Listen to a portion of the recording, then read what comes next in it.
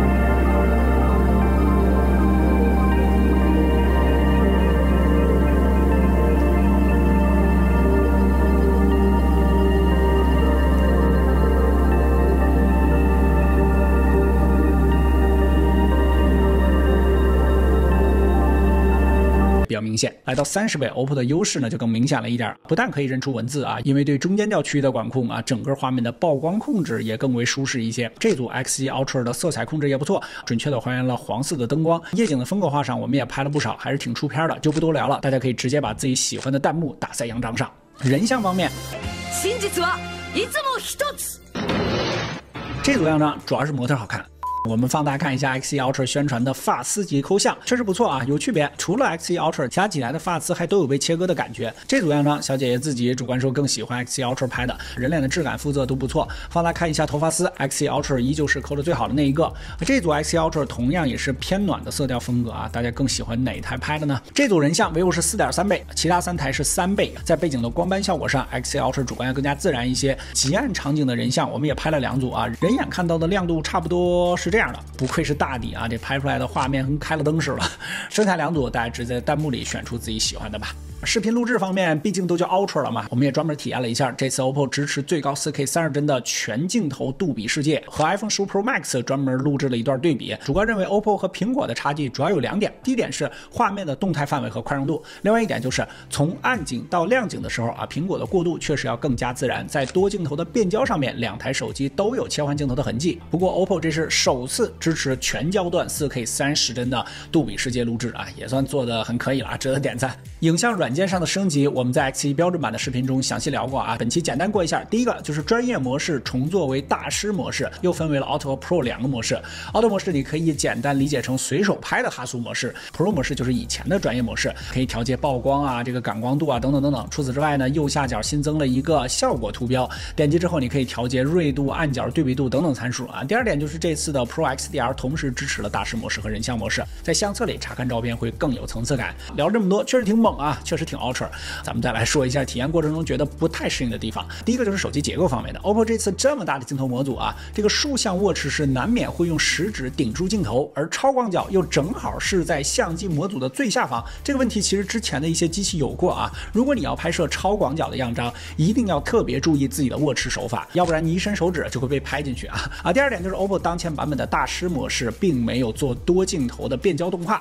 只是简单的模糊过渡，当然这可能是我们体验过程版的原因啊。第三点呢，就是初期版本的成片稳定性会偶尔出现同时拍的2张照片它曝光不一致的问题。当然整体来说，这次 OPPO 的超大杯影像还是非常可圈可点的，通过对中间调区域的管控，让画面更有层次感。大师模式明暗有度，人像模式虚实分明。另外这台 Ultra 呢也是全球首发的双潜望结构啊，带来的就是拍得远和拍得清我全都要啊，光学和硬件层面覆盖的焦段要更多嘛啊，这是很直接的优点。加上升级了全链路 Pro XDR 和 4K 30帧全镜头的杜比世界录制，作为2024年的第一款超大杯旗舰，单就影像方面满分10分，你给几分？大家可以评论弹幕啊。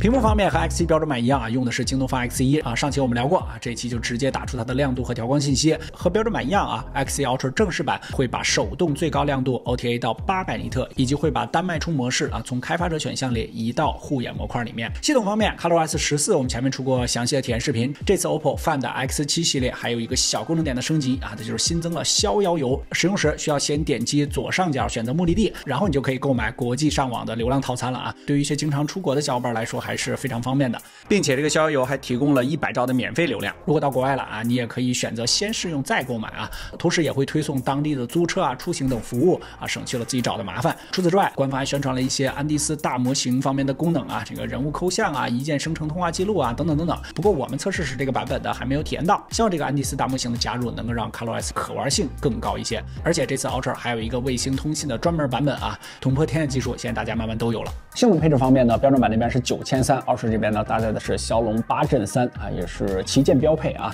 ，8x4这套组合数据库。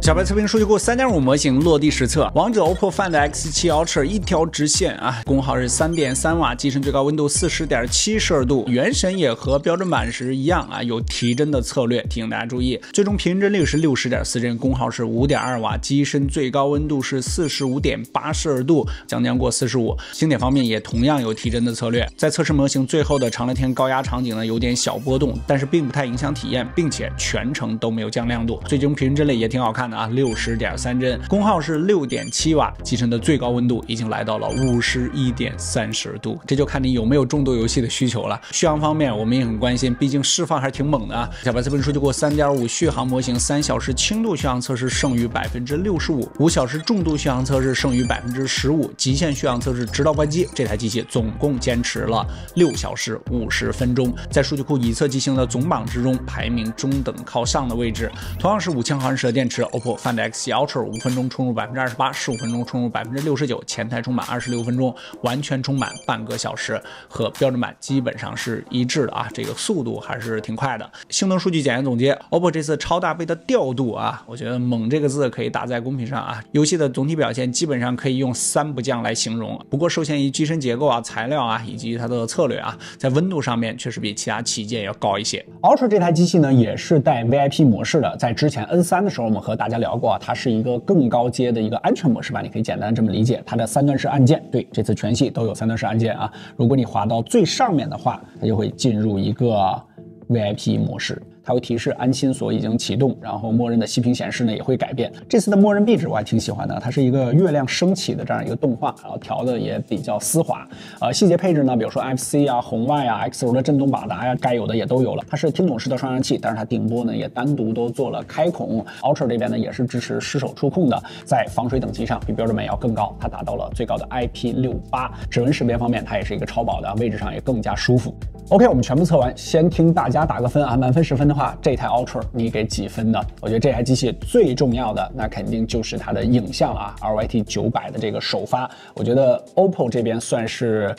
有点引领这个意思吧，就是下一代的1英寸它是直接先上了啊，先人一步。其他配置方面呢就不用说了，毕竟都叫到 Ultra 了嘛，该给你的不该给你的通通都给你了。虽然它也搭载了8.3，在性能释放方面呢不是这台机器主要发力的地方，我觉得如果要调的话，对于 OPPO 来说应该不是难事儿，但是对于这台机器的定位来讲的话，可能更倾向于均衡、全面以及影像。哎，我不知道大家发现没有啊，这个跟它相对应的啊这批大的旗舰啊 ，Ultra 这个级别的啊，好像它是首发。因为之前啊，我看到有些小伙伴吐槽说，这个 OPPO 总感觉比别人慢一拍。你看这个 X100已经发了是吧？这小米14这边也已经发了是吧？但是它就最后，但是 Ultra 也就是最顶级的这个大旗舰，其他家都还没有发呢啊，这个是 OPPO 先发的啊。OK， 本期视频出现的所有数据，我们都已经第一时间更新到了小白测评数据库小程序，你可以随时随地免费查看和同价位的机型做对比啊。如果觉得本期视频对大家产生了一点帮助，记得下方给我们点个赞，特别感谢。不光今天小白测评，我们下期视频再见，拜拜。